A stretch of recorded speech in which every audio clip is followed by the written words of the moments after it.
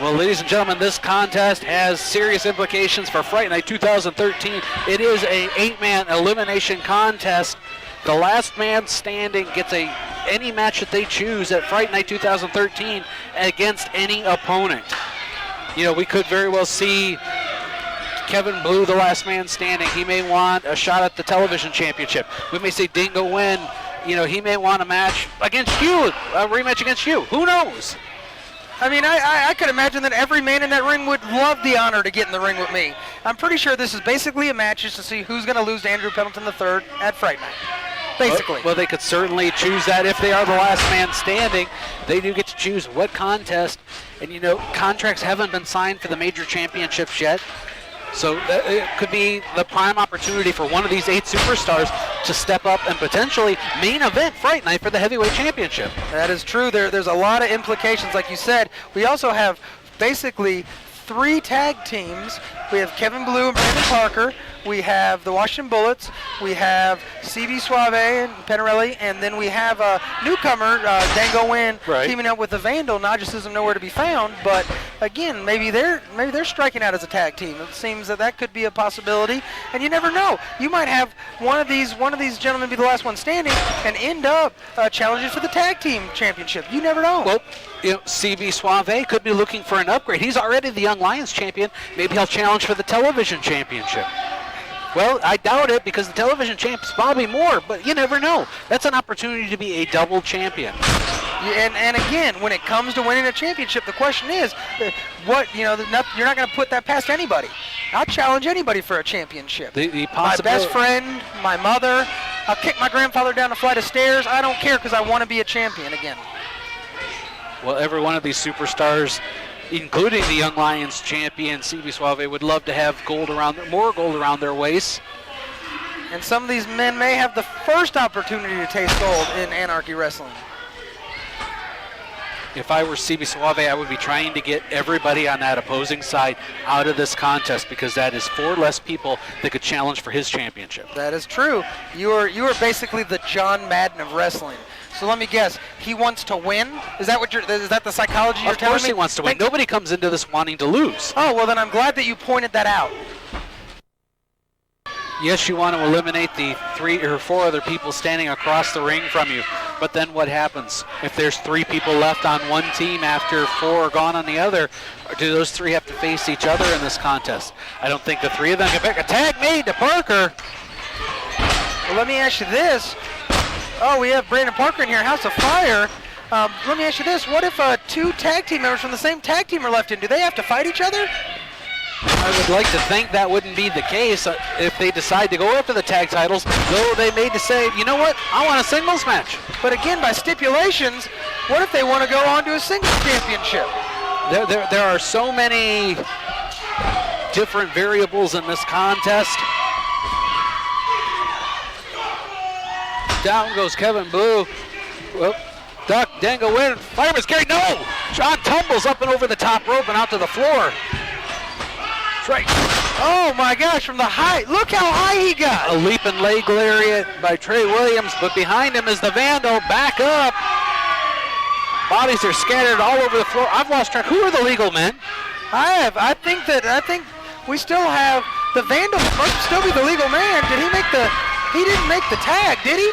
Well, it looks like the Vandal is going to be, oh my. You know what, I'm pretty sure Brandon Parker's the legal man. Well, Vandal made the tag to Brandon Parker, so if Brandon Parker, if he gives up now, then he's eliminated. He's eliminated with the ankle lock. Brandon Parker has been eliminated by way of submission. So now we've lost Brandon Parker here, and we have the Vandal, Dango, and Blue in a bad way here.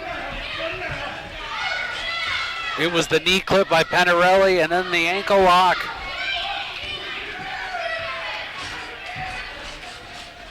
Dango Wynn in now against Penirelli. Rolls him up. What an impressive pin attempt here. Arm drag by Dango Wynn. Now staying on the arm of Penirelli. And he needs to get to his side, and they need to inflict some damage on Penirelli. I mean, they are staring down the barrel of they have the odds stacked against them already. You have Vandal that's already been beaten pretty badly. This contest started with 8 superstars. We're down to 7. One of them will get to choose their match at Fright Night 2013. And again, pay attention to the psychology there by the Washington Bullets. Could have easily made that tag, but there's no benefit for them to make the tag there. You know, why do they want to be in the ring? They want to let Penirelli get pinned, and that's one less person they have to worry about in this match. It's very true. So again, the standard psychology of a tag team match is out the window. You're not going to see anybody making a blind tag unless it's your tag team partner, because there's no benefit. Why go in there and take the abuse? That may be the goal of some of these guys, to stay on the apron as long as humanly possible. Well, you know, I've always been not only obviously a great wrestler, but I'm a smart wrestler. You work smarter, not harder. I'll tell you, one time I was in a ladder match for the Young Lions Championship. I hid under the ring for almost 15 minutes. Guess what? I climbed that ladder and I was a champion. You know what? Again, it's not the strongest wrestler, it's not the best wrestler, it's the smartest wrestler that wins the majority of the time. You want to be a smart wrestler in this business. You talk about smart wrestlers coming up in a little bit. Mike Posey is going to try to cash in on that bounty placed by Charlie Cash on the head of Wildside.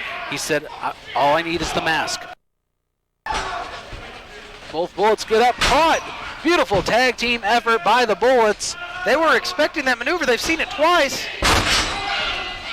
Double knees into the cutter. Goes for the cover. 1, 2, and 3 count. We'll send the Vandal. The Vandal has been eliminated.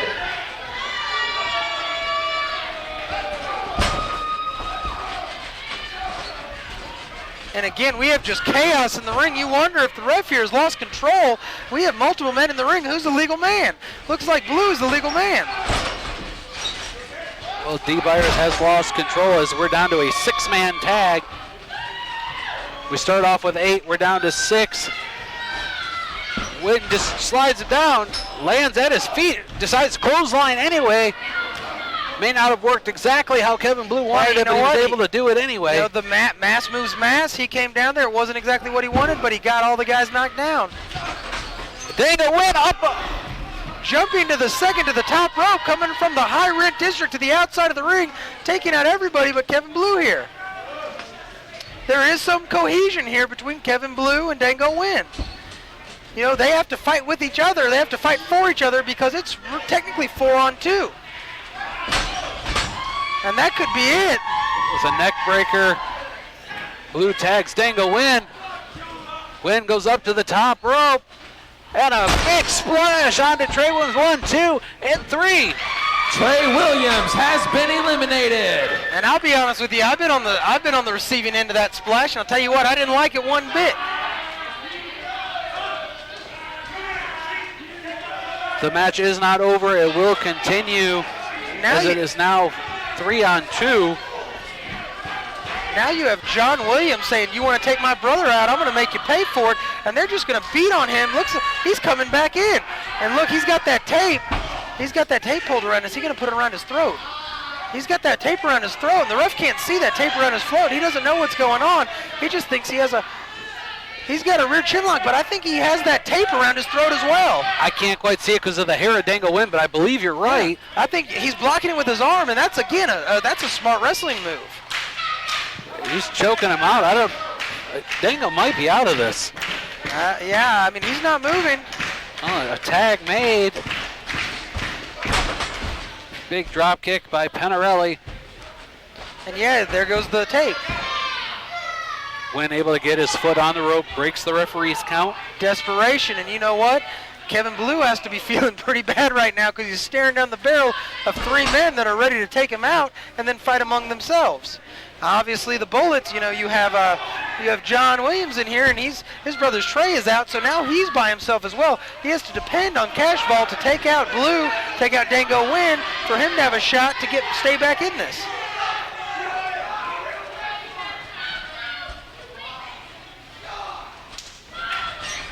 Fans, we're sitting here watching this. What started off as an 8-man tag now is we've got 3-on-2? 3-on-2. We've got 5 superstars involved left. One of these superstars will go on to Fright Night, gets to choose their match and their opponent. And John Williams with the knee to Kevin Blue is going to try to make sure that it's not one of these 2 superstars that gets that opportunity. Oh! the backcracker. That may be it. 1, 2, and it is. Off the Dango second Wynn rope. has been eliminated. Now Kevin Blue, 3-on-1. John was showboating. 1, 2, 3. I can't believe it. Has been eliminated. John was showboating, and it cost him his chance to choose his match at Fright Night. It is a handicap match. We've gone from 5-on-2 down to 2-on-1 in just a matter of, what, 35 seconds? And just as quick as John took out Dango Wynn, Kevin Blue came in, snuck up behind him with the schoolboy and took him out. But now you're in a dangerous position. If you're Kevin Blue, you have 2 men in Cash Vault, Penirelli and Suave. These men work together. These men know each other. These men can work together as a great tag team. As we know, they've held championships before. CB Suave wants to eliminate Kevin Blue. If he eliminates him, they could go after Hakamadi, could go after the tag team titles. The match could be over. And you know, the real question is, I mean, what would they do? Would one pin the other? Would they actually finish the match? I don't think Charlie Cash would allow them to finish the match. Well, I've seen situations where in, say, a battle royal, tag team partners were the last 2 men in the ring. I've seen them flip a coin. I've seen them say, hey, you know what? Let's share the prize. Yep. And both walk out together. You know what I've also seen? I've seen him be selfish, and I've seen him say, I can have a shot at the Anarchy Heavyweight Championship, one of the most prestigious championships in all of professional wrestling. I will put you on your back for a shot at that championship. I will. And so would CB Suave, so would Tom Penirelli. If they're smart, they would, because the highest paid superstar in the Anarchy locker room is the heavyweight champion. No, you're absolutely right. Penirelli pounding on the head of Kevin Blue. How does this sound? CB Suave, Anarchy Heavyweight Champion and Anarchy Young Lions Champion. It could very well happen. Or Cash Vault holding the TV Championship, the Young Lions Championship, and the Heavyweight Championship. 3 separate champions. If Tommy Penirelli were to take on the Heavyweight Champion. Sunset flip by Kevin Blue. Suave able to roll out of it. A big boot to the face of Kevin Blue. And Kevin Blue, I mean, again, he's just taking a beating here, and you just have to understand, at this point, there's nothing Kevin Blue can do. He is outmatched, outclassed, out-wrestled, and he's in a bad way right now. Reversal, an elbow kick by Blue to Penirelli. Big boot to the head of the Young Lions champion, CB Suave. Blocked by Blue, takes down Penirelli.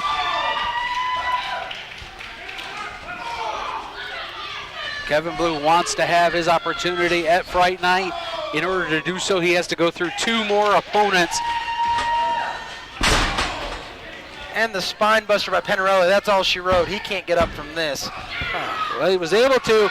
The ankle lock applied. Straight into the ankle lock, and Blue, you know, we already saw his partner, Brandon Parker, tap out from the ankle lock just about 10-15 minutes ago, towards the beginning of this match.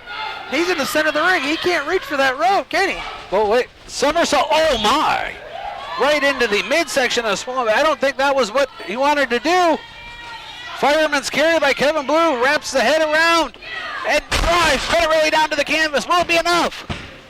And he got the 3. I can't believe it. Has been eliminated. And the somersault, the miscue with the somersault out of the ankle lock from Kevin Blue, sending Tommy Penirelli into CB Suave at ringside, knocking him off the apron, giving Kevin Blue enough time one-on-one to get the pinfall after that devastating maneuver. What's going to happen now? Kevin Blue is prone on the canvas. CB Suave is going in for what could be the kill. Swivels the hips, pin him. You've got him. Inside cradle, 1, 2, and 3. Your winner of the match, the Encore Kevin Blue. Kevin Blue was playing possum, and it paid off in droves as he gets the victory in this contest. He pinned. This was an 8-man match. There were 4 guys on his side. Kevin Blue pinned 3 of the 4 superstars. And again, Kevin Blue, the long shot of the century to win this match, gets his shot. Whatever match he wants against whoever he wants,